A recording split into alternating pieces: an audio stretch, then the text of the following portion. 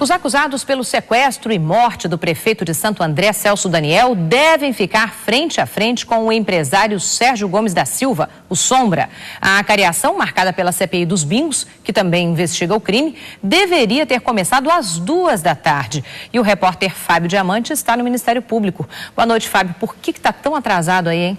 Ana Paula, por uma série de motivos.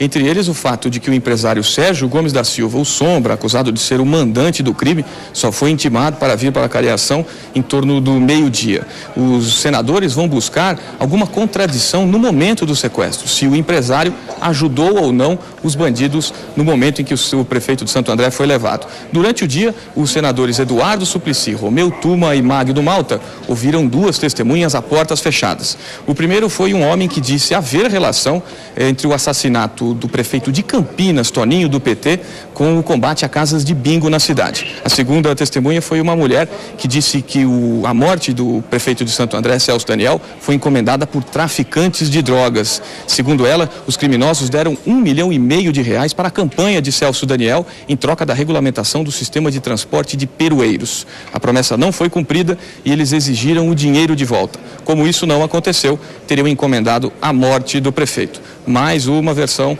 para o assassinato de Celso Daniel. Ana Paula. Tá bom, Fábio, se começar a gente volta com você daí. Obrigada, hein?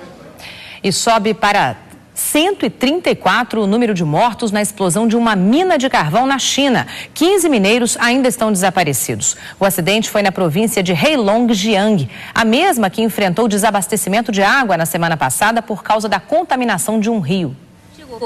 Esta foi a segunda tragédia em menos de um mês na China. 221 mineiros trabalhavam debaixo da terra quando houve a explosão. O mesmo governador que ontem bebeu a água da cidade de Harbin para provar que o rio não estava mais contaminado, hoje foi ao local da tragédia e visitou os feridos no hospital. Do lado de fora da mina, parentes das vítimas exigiam explicações. A China é recordista em acidentes deste tipo, que matam milhares de mineiros todos os anos. E mais uma vez, o julgamento do ex-ditador Saddam Hussein foi adiado no Iraque. A defesa pediu mais tempo para se recompor depois que 2 advogados foram assassinados e um fugiu. E Saddam manteve a pose, como mostra a correspondente do SBT Brasil no Oriente Médio, Paula Schmidt. Com uma arrogância que já está se tornando praxe, Saddam Hussein mais uma vez confrontou o juiz. Reclamou por ter tido que subir 4 andares algemado e sob a vigilância de soldados americanos.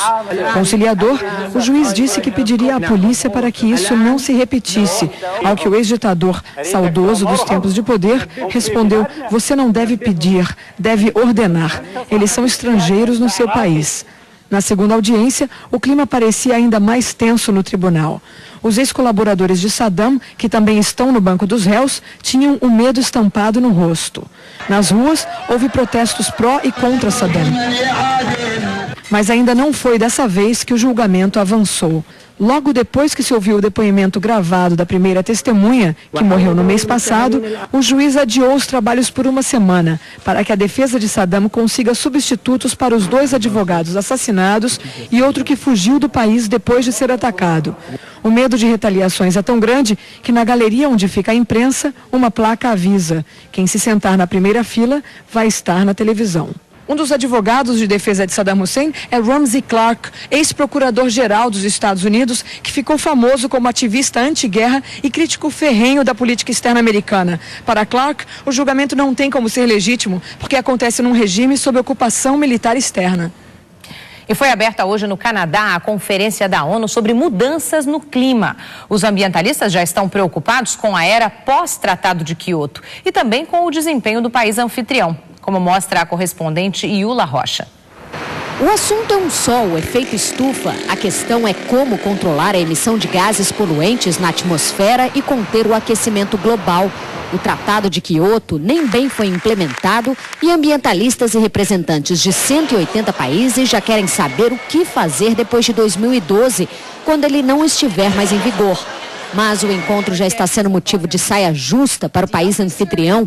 O Canadá, que lidera a campanha em prol do meio ambiente, está poluindo mais do que devia. Durante a conferência, pode aumentar também a pressão sobre as nossas fábricas. Os países desenvolvidos querem que o Brasil, a China e a Índia façam o dever de casa e controlem a emissão de gases poluentes.